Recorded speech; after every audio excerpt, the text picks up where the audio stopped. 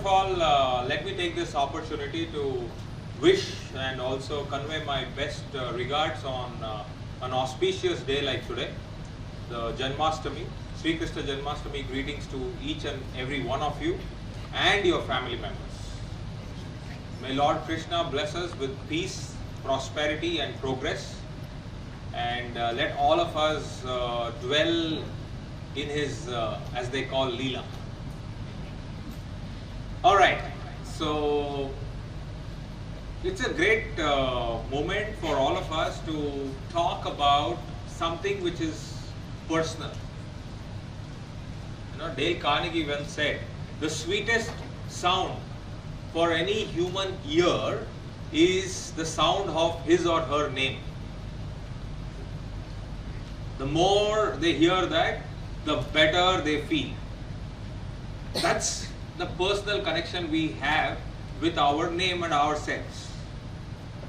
Similarly, it's a great thing to talk about something so personal, which is education. Because I think collectively each one of us have contributed more than several decades of experience and our time to education. Right? So when I actually spoke to Santosh that anyway I am in Aurangabad and let's have this conversation on the new education policy, frankly speaking, I thought I'll give it a shot by proposing the idea. Never expected it to come into a reality at a great setup like this. Because in our review meetings and the principals meet, we always make things happen. It's very easy to make things happen in that review meeting and a principals meet because it consists of small set of people, 15, 20, 25, 30, anything under 40 is still small because the CBSE classroom size is 40. Yeah? But then when I actually proposed this, I thought, let's see. But today I am here on this Saturday morning where not only our own teachers who are working in this institution at Aurangabad, but several educational leaders and champions. All the teachers who have come here from other schools and other institutions are champions of education in my own view. And also the educational leaders. I see a lot of principals and a lot of coordinators and a lot of HODs present here, spending their morning only with one intention.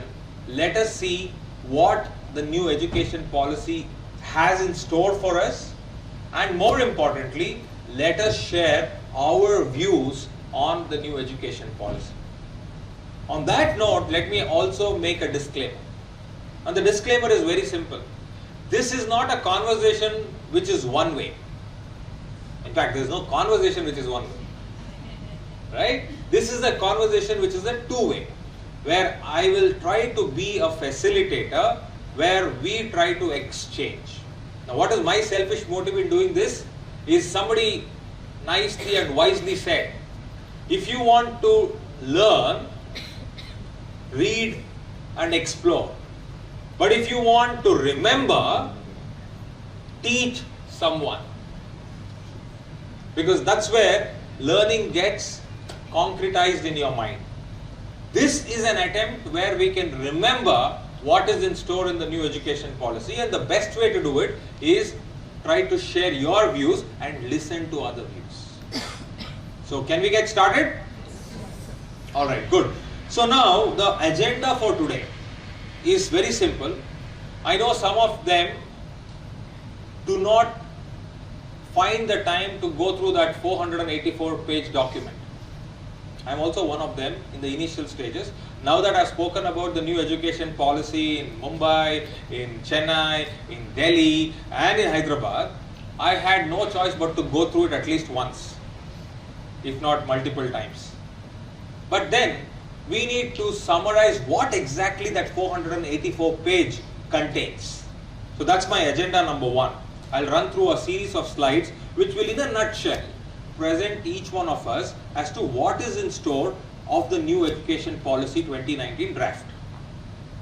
The second step is we will pause as we do that at strategic locations where we will take views from people and see how you interpret the same thing.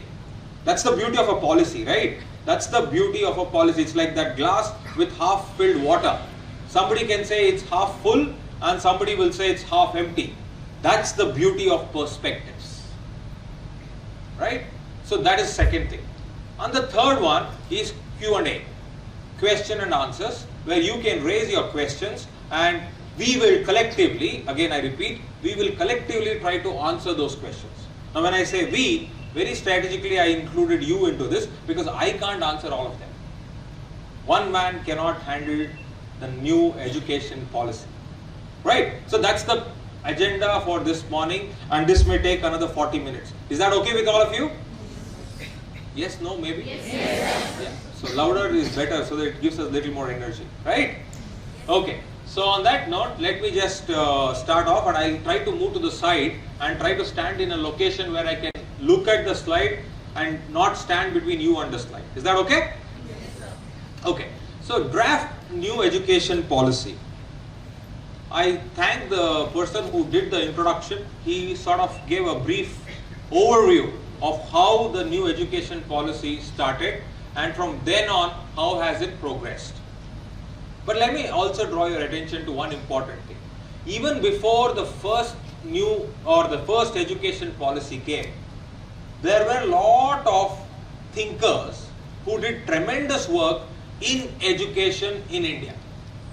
And all of you must have studied when you did your B.Eds, did your program. But then these thinkers did not put it in that framework which we now see as a policy, but they had their own school of thoughts.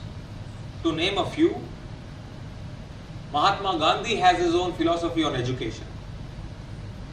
Shyama Prasad Mukherjee has his own philosophy on education.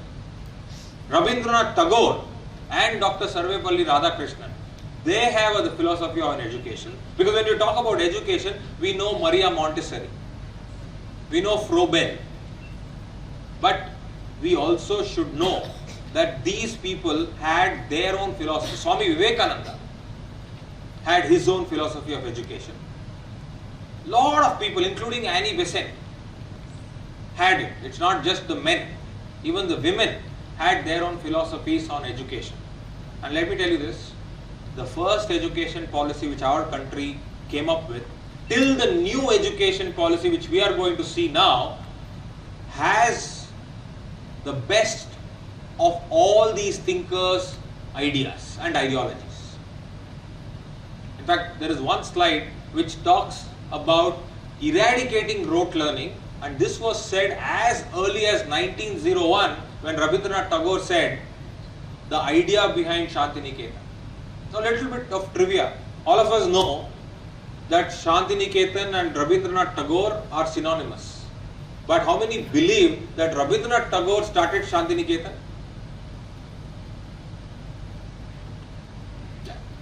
Alright, the truth is, it was not Rabindranath Tagore who started it. It was his father, Dwarkanath Tagore, who actually started it. Rabindranath Tagore started two things, Sriniketan and Vishwabharati. That is the university which we know now as.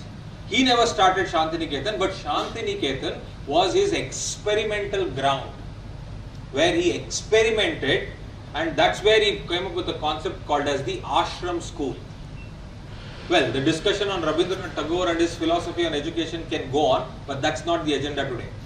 Right? So coming back, new education policy, and I very clearly made that text on the slide where I said, this is not stand and deliver, this is a discussion with the educators at Aurangabad. We are all educators. Let me also draw your attention to one more thing before I go to the next slide, and this is something which you all can participate. Why are we doing this? What is the need? Okay, one is the government of India has come up with the new education policy draft, and we are in education and we need to know about this and we need to talk about this and we need to express our opinions about this, is fine. But why you and me, and why today? That is also important, right? That is important before we go forward, and I take this thing to share with you a small incident. Now I come from Bangalore, and my parents, my family, everybody still lives in Bangalore. I keep shuttling between Bangalore and Hyderabad and other places in the city and in the country. Now I had this experience, and it was a very weird and a strange experience for me. So I had a small property, a 2-bedroom flat in Bangalore, and I had rented it out. I rented it out to this bunch of bachelors, and I had forgotten about it because they were paying rent on time, and that's all it matters. So when 2 months the rent did not hit my account, I started panicking. So then I woke up, and then I said, wait a minute, what's happening? Let me check why the rent is not coming into my account. And then I picked up the phone after confirming that yes, the rent has not come to my account, and called that tenant and said, what happened? And the tenant was not responding the way I expected. So I said, there is a problem here and this needs my attention. So I went into that house. This was after a long time of 7 years gap. I go back to that place. Believe you me, I could not believe that it was my house. It was in such a stage. I mean, externally the door was recognizable, but that was the only thing which was recognizable. Internally nothing was recognizable. So I was stunned as to what had they done with my apartment, small little tiny apartment. So then I looked at it with microscopic eyes, and I could see a bunch and a list of problems. I mean, everything looked to me a problem there. So I actually found it very hard to control my temper, but still I made this point. I said, what the hell have you done to my house? And or you are not even paid the rent for the last 2 months. What do you think you are, and who do you think you people are? So very cold response came from that side, saying that we had given you 3 months advance, 2 months we are not paid, and this is the last month and we are vacating. Now, the writing was on the wall.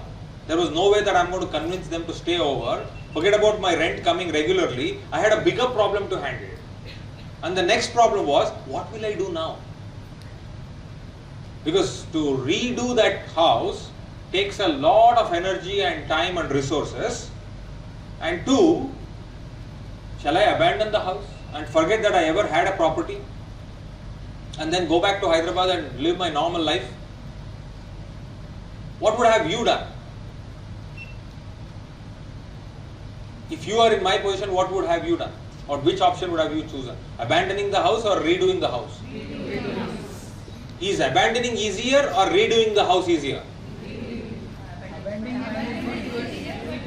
Abandoning is easy, but redoing is tough. That means you picked up the first option fully being aware that I am doing the tougher option. Now, this is easy to answer the question, but this question is a little tricky one. Why did you choose the tougher option? Sorry? It's my investment, it's our investment, okay? It will benefit us. It will benefit us, right?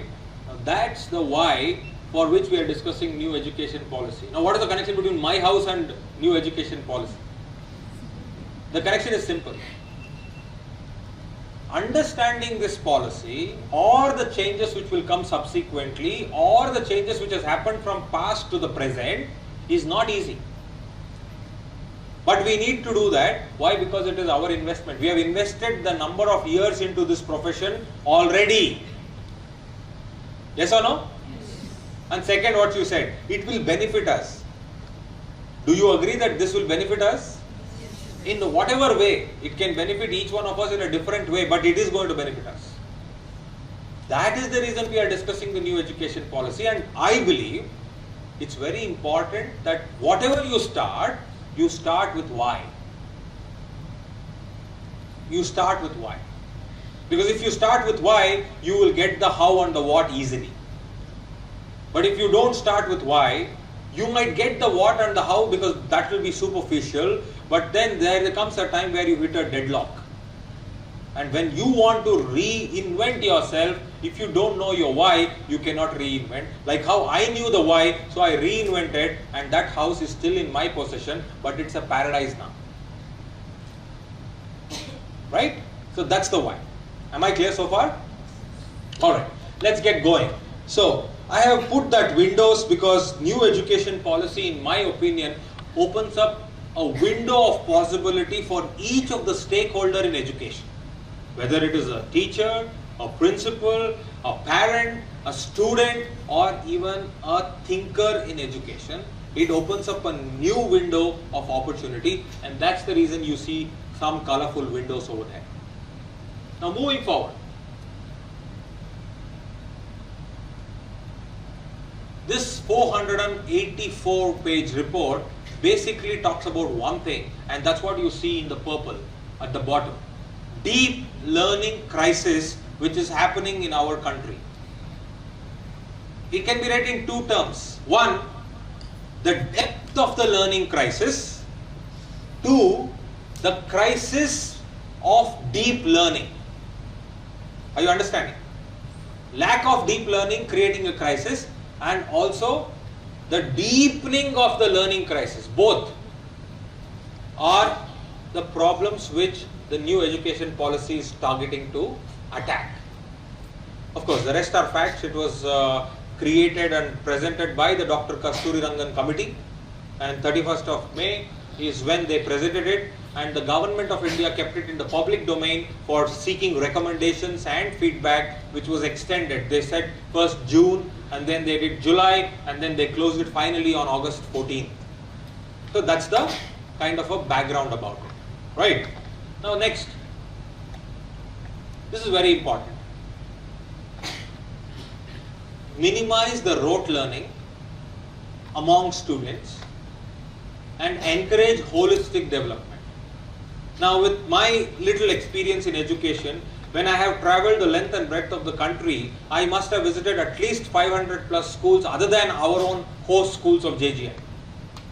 And believe you me, wherever I go and whenever I ask the educators and the school leaders and the principals, whether it is in English or Kannada or Tamil or Telugu or sometimes even Marathi, every school says, sir, our students are here to become holistic leaders or holistic thinkers, or we want to create a holistic child. Now if everybody is working towards only holistic child, then why we still need a new education policy to make it holistic? That's another question which you need to answer. I don't have answers to that at this point in time, but let's explore as to what the new education policy will help us to achieve that. Because let me tell you, this policy is nothing but a tool. It cannot do anything on its own. It can be done only if we take it in our hand. It's a toolkit, it's a set of tools and framework and guidelines. Right? Now, I will run through these slides, and these are content heavy slides. You don't have to read it verbatim. But let's understand the main areas, which is this. Early childhood care and education. Like this, there are around 7 slides more, which will focus on the key areas. Remember, I am trying to decode the 484 page report for all of us. So these are the key areas which the policy focus on. Early childhood care and education is the first such area. And for the first time, this policy is speaking at length and in depth about early childhood care and education. Now here I pause and I ask you, have you heard of anything connected to new education policy and early childhood education so far? If yes, can you please share loudly whatever you have heard? Anything you have heard connected to early childhood education? Yes, ma'am? They're going to do the 5 plus 3 plus... Yes, so they are going to do the 5 plus 3. Basically what she means to say is your nursery, LKG, UKG, first grade and second grade is now clubbed into one category. The second thing which they have also said is earlier the early childhood education was segmented under the Anganwadi system. Now let me tell you this before I go there. How many schools does India have? 15 million. 15 million schools, both private and government. Okay. How many students are studying in these schools? 200 plus million students. And last fact, out of available students, how many students are enrolled in the schools today, as on today? 97% of Indian students are enrolled in schools. I think that fact deserves a round of applause. 97%.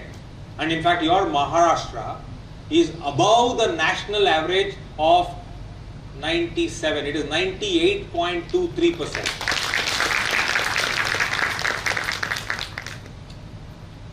Now the problem which we had in the 70s and the 80s and the 90s or early 2000 of children do not go to school is solved, more or less. But the problem today is of the quality of learning. You know the facts as per the ESSER report 2018, where a grade 5 student cannot read and solve a grade 2 maths. That is 2 out of 5 grade 5 students can't solve grade 2 maths and grade 2 paragraph simple reading. That's a quality. We'll come to that later. Why am I saying that? In all these facts, the early childhood education was completely kept away. Where they said they all go to Anganwadis. For the very first time, the new education policy has brought the Anganwadi system into the mainstream HRD ministry.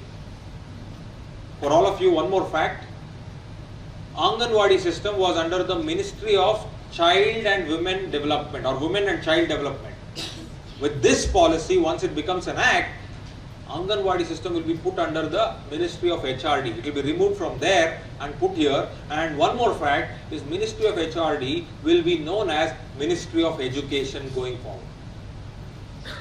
So your present minister will not be called as HRD Minister of the Union. He will be called as Union Minister for Education. Right? So these are some of the facts you should know, because when you are in education, you need to know where you belong. Hey, like how you know your house, right? Door number, street number, floor, area, locality, city, and then the state, and then the larger picture. So this is the address of your identity. Right? Now, early childhood education. If you come back to this, it talks about a couple of things which I want to draw your attention. And one is this. The committee has observed several quality related deficiencies. What are they? One, curriculum does not meet the developmental requirements of children. You agree? There are a lot of preschools. In fact, I read the other statistics on the Economic Times the other day. The Indian preschool, I am only talking about preschool, the Indian preschool market is 25,000 crores. 25,000 crores. Okay, just to give you one more statistics there. 30,000 schools, preschools, are branded preschools in India. So any brand, it can be any brand. You can name the big brands like Eurokids or Bachpan or Podar or Jain Toddlers. We are not big in kindergarten, let me be very frank. We are very small. But there are big. Bachpan is a very big brand. Eurokids is a very big brand. So these branded, Treehouse is a very big brand. So these branded schools only 30,000. You know the unbranded schools?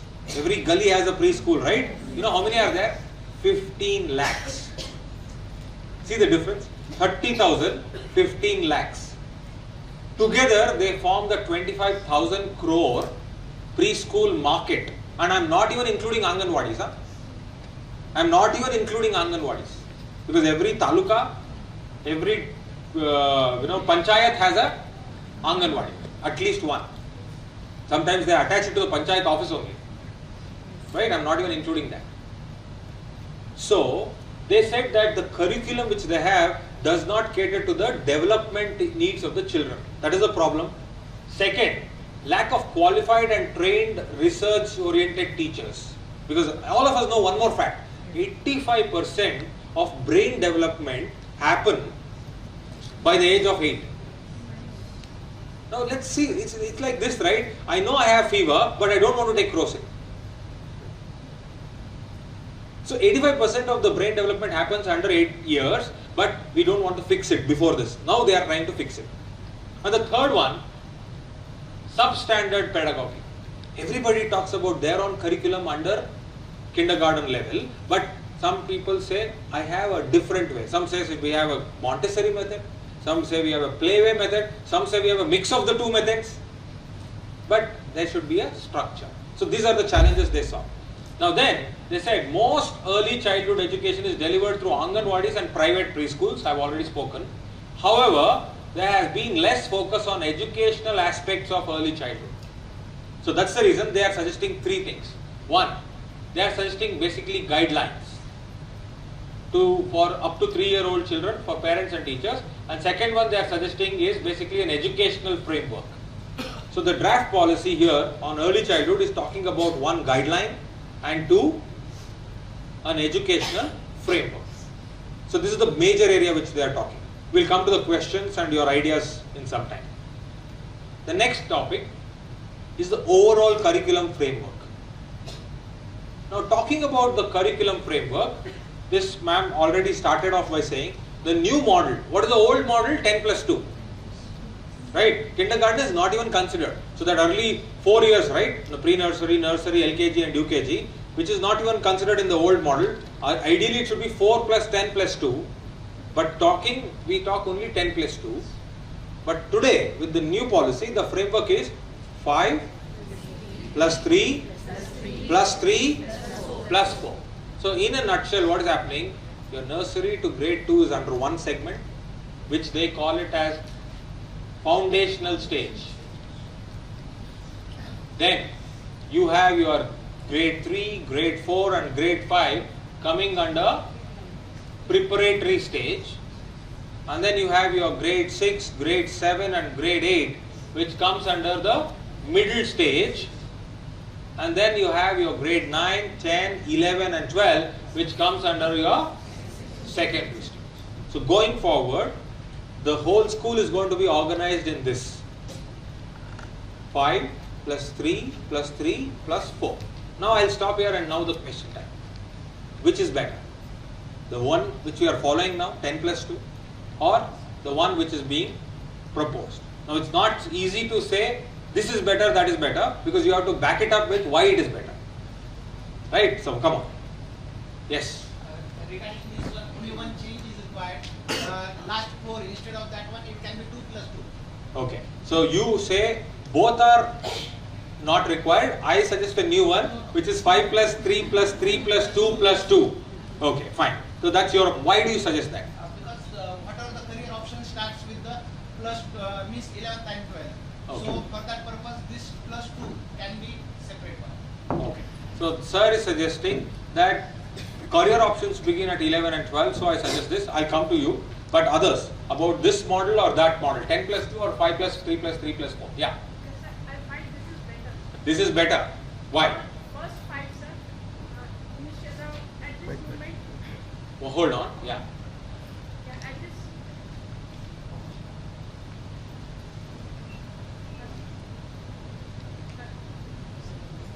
Hello. Yeah. So at this moment, sir, pre-primary is there. Like a child who is coming from UKG, suddenly the child comes at grade 1. So we just look at the child at grown up suddenly at grade 1. When the child comes from nursery to UKG, the children, we feel that they are small children. And when the child from UKG comes to grade 1, we try to, what we can say, consider child as grown-up children. That's what I have felt. So the initial 5 is a very good idea, Yes, so that sir. they all can be together. Yes, sir. Because there will be no differentiation from the children within the children from like 3 years to 8 years. So at present we are considering the children who comes from grade like UKG to grade 1. We feel that they are now grown-up children and we Very behave in good. that way. Very good. So that's exactly the point which I mentioned when it said research says 85% of the brain development happens Yes, below sir. 8 years. Yes, sir. Research also says grade 3 is that tipping point when the child realizes that the child has actually grown. where the child can go to the next level. Especially teachers who handle grade 2, grade 3, you will see a sea difference when the child just finishes in March and comes in April to the Yes, next sir. class. Within just 2 months. It's just a matter of 1 Yes, month, sir. but you see a 1 or 2 difference. months. Yes, somebody else raised their point. Yes, wait a minute, the mic will come to you. Yeah, here. Yes, ma'am. Good morning, sir. If you follow this, basic concepts will make clear.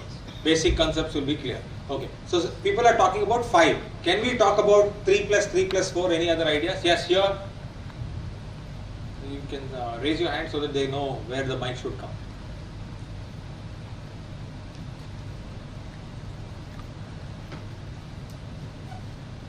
Yes. Good morning, everyone. I am Mrs. Tarannum Sheikh from TJIS Aurangabad. Sir, as we have seen the new policy of 5 plus 3. So in 5, the foundational stage. Yes, exactly, it is the foundational stage where the foundation, the base of the child develops. So here, once it becomes 5, so 5 years we are having to make the base. So base becomes more stronger here. The foundation is much more stronger. Very good, very true. Thank you very much. Yes, any other points?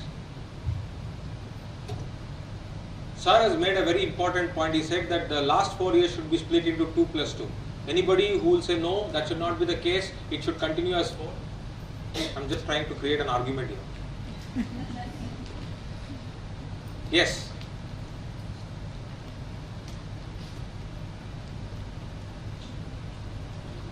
I'll go there and come back to you, sir. Your name so that everybody will know who is talking. Hello. I'm Agnil from Stepping Stones High School. Yes, sir. I'm teaching 11th and 12th.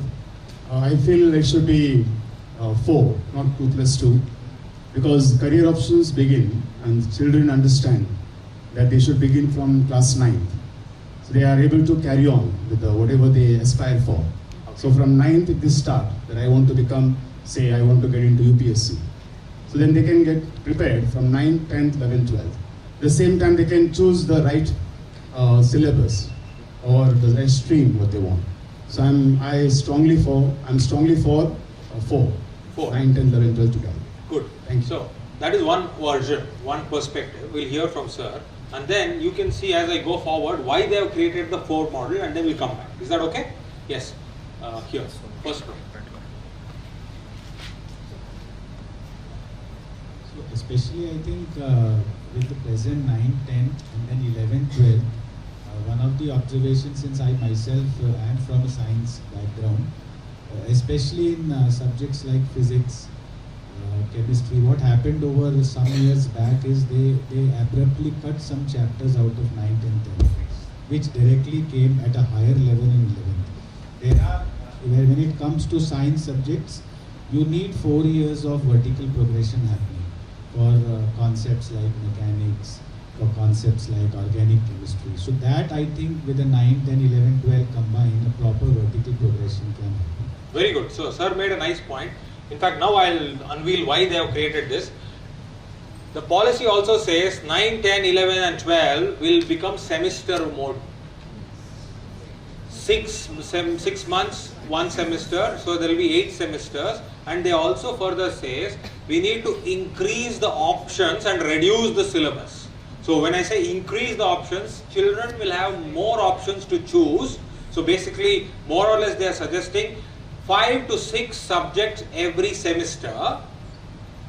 That means over a period of 4 years, the kids, that is the children, will finish studying at least 40 subjects in that 4 years space. So that's the way they have rearranged the whole thing, right? So going forward, thank you very much. It was a very interesting conversation there. Now, the committee also noted that the current education system solely focuses on rote learning, which is again their specific point of facts and procedures. Hence, it recommends that the curriculum load in each subject will be or should be reduced to its essential core content, and this would make space for holistic discussion and analysis based learning. So that's why they are blocking it under that 4-year category. Is that okay? So that's a new framework which they are suggesting. So we have spoken about early childhood, we have spoken about the curriculum framework. Going forward, this is another important step, school exams reforms. Now what the present situation is, they have identified. The current situation forces the students to concentrate only on few subjects. All of us know, maths and science. Do not test learning in formative manner. Like you have a term and exam and then you have to prepare and then you come and reproduce whatever you have learned. Forget about Bloom's taxonomy and higher order thinking. That is the second level. But first level is basically memory and learning. That's all. It's not about synthesis or analysis or understanding and creativity and all that. And the third one, it causes stress. I mean, that's another conversation where we see the students how they have that kind of an exam stress or exam phobia, what we call, and they have lot of coping related issues when it comes to that. So what they have suggested is to track the students' progress throughout their school experience. The draft policy proposes state census examinations in 3, 5 and 8. So how many of you remember that census exam which we used to write at grade 7? Earlier? 4 and 7. So now they are coming back with that. They are saying 3, 5 and 8, the state census examinations will be conducted. That's the proposal. So do you agree that's a good idea or a bad idea? Any reason why it is a good idea? Somebody said very good idea. Yes sir.